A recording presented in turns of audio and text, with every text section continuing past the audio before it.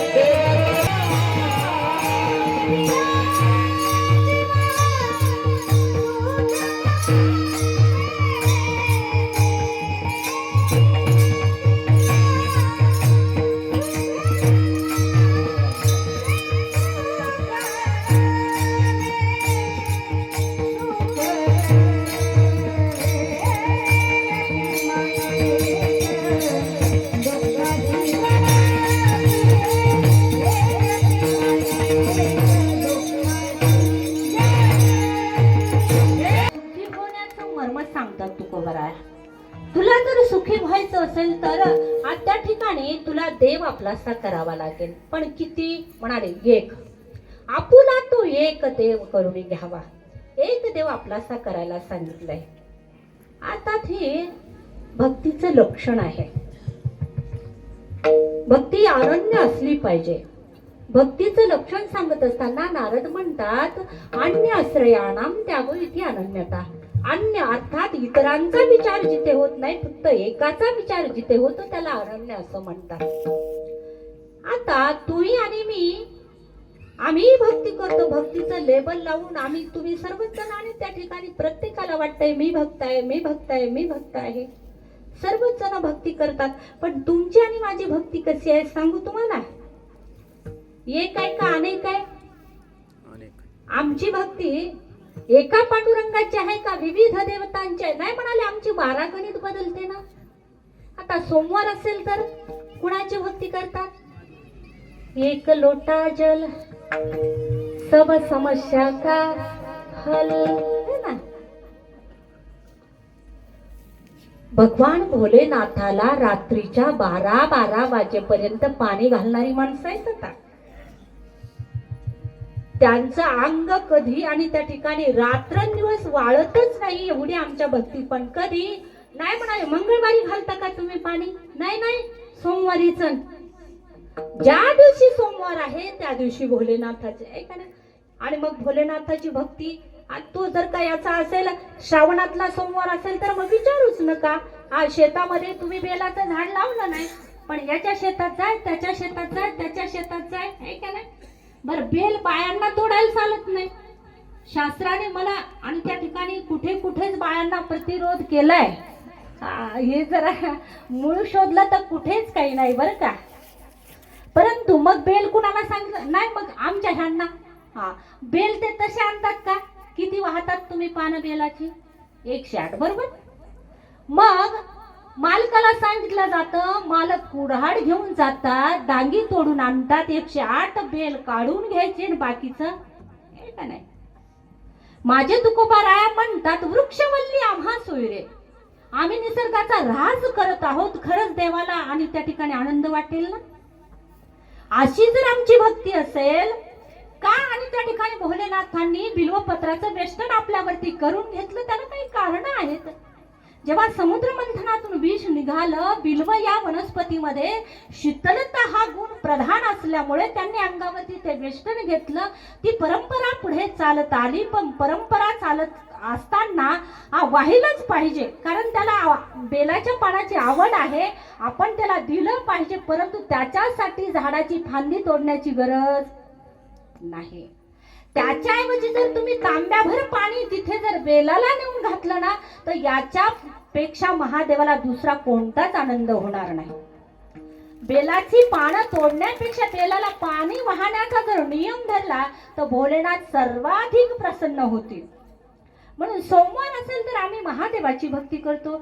जटाटवी गलचल प्रवाह पावितस्थले गले वलंबलंबितां भुजंग तुंग मालिकां डमट डमट डमट निनाद वट्टमर्वयं चकार चंड तांडवं तनोतु न शिव शिवं.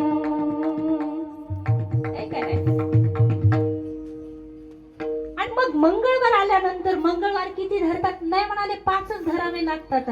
ते काय अधिक चालत नाही का देवीला?